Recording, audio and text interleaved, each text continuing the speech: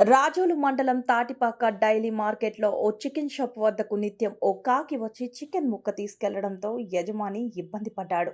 బుధవారం కూడా కాకి రావడంతో ఓ తాడుతో కట్టేశాడు.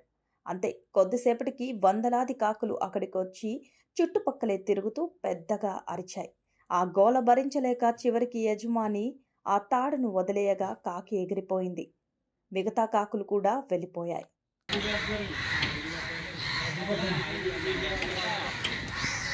Sini, sini, sini. Kalau tinggal ini kan.